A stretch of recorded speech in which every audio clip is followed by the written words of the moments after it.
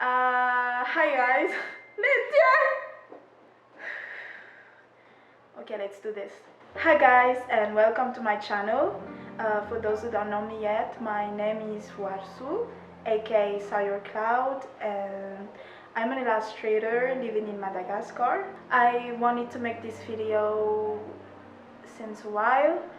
It took me months, even years to decide to make the jump, and yeah, today I'm finally here in front of you, and I wanted to talk with you about the life of a creative in the third world country. Everything I'm going to say in my videos is based on my personal experience and has no general meaning at all.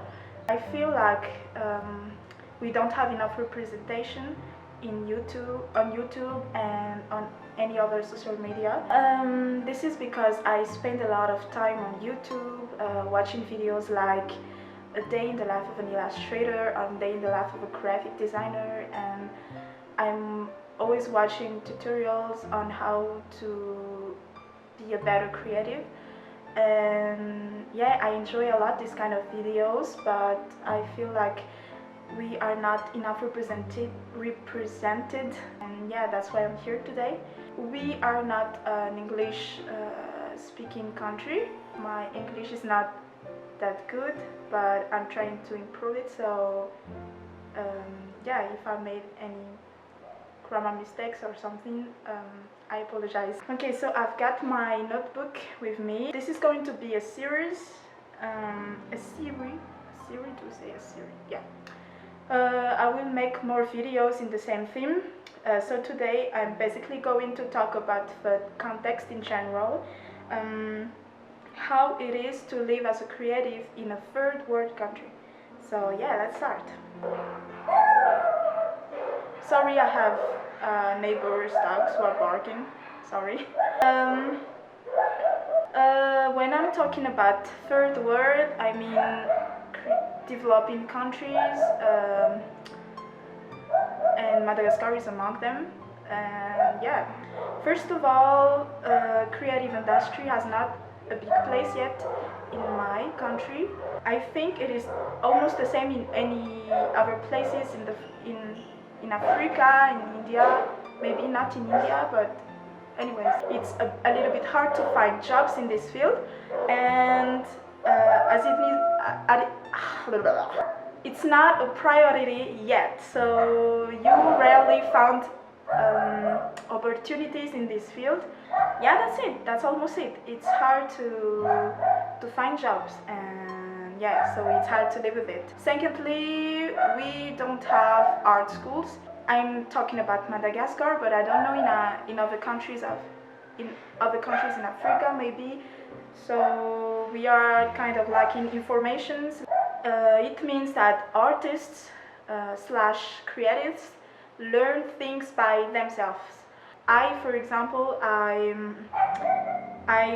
learn things on the internet and in books, and by talking with other creatives in other countries who had studied in universities.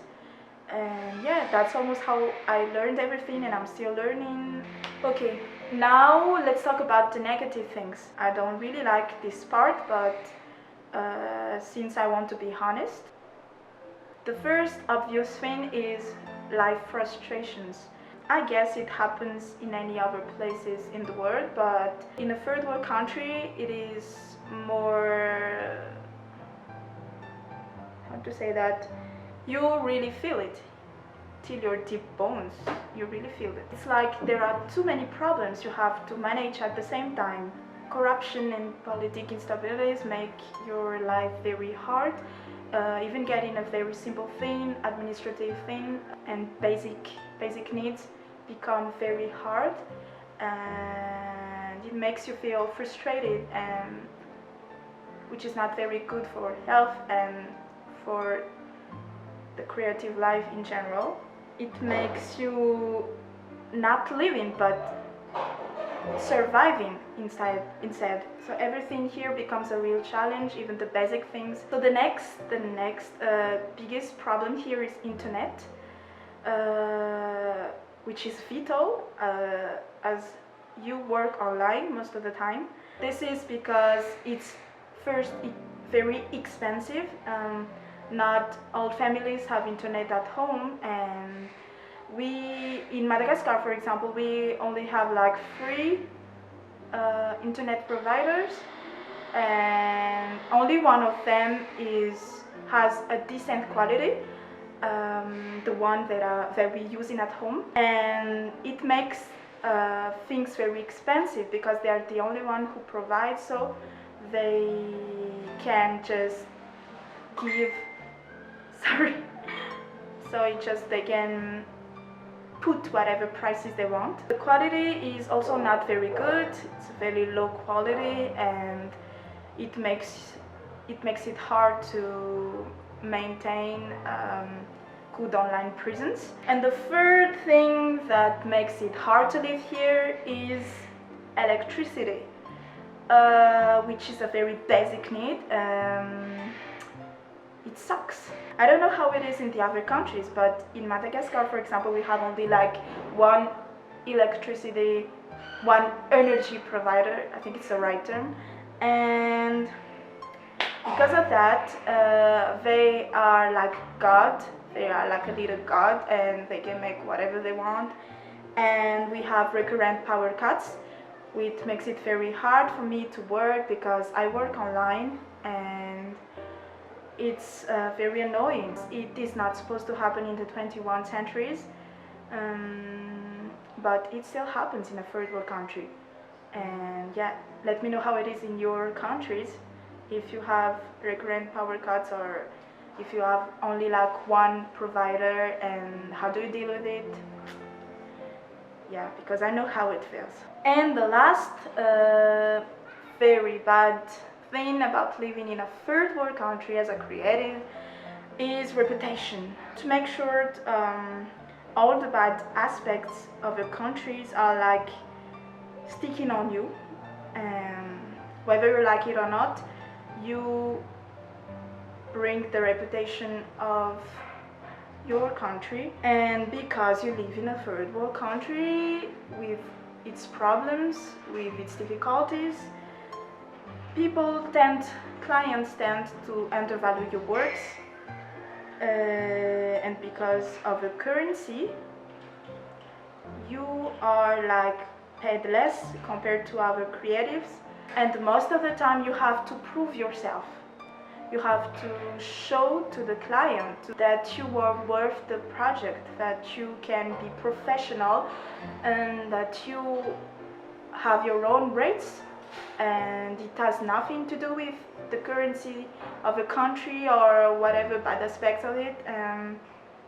Yeah, that it makes it difficult to work, mostly for freelancers, because I know how they struggle to get payments. Yeah, so it really sucks, but this is it. So yeah. Okay, now let's talk about the cool things of living in a third world country, because there are cool things as well. The first thing is inspiration.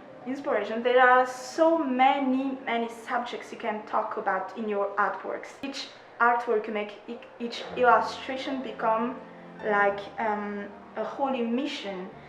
You like you have to speak, you have to say things to the rest of the world, you have to show up, and it gives a kind of very deep meaning to everything you do. And because you were so used of being invisible, and once you reach kind of a little visibility, you have to speak, you have to show the world about you and your culture, and yeah, it makes everything so meaningful, and that's why I really like it. I really like being here. The second thing is culture. It's like you have such a rich cultural background that you can show it in every little aspect of your work. For example, you can use your culture in aesthetics, like the texture and the the fashion designs. And yeah, there are many things you can use based on your cultural background. Color skin, because here in Madagascar we have many ethnies, and we have diverse color skins, for example, hair types, yeah. I don't know how to tell it. Anyways, and yes, I know you got it. And the first thing very cool too is when you live in a third world country, you become smart. And I'm going to explain that.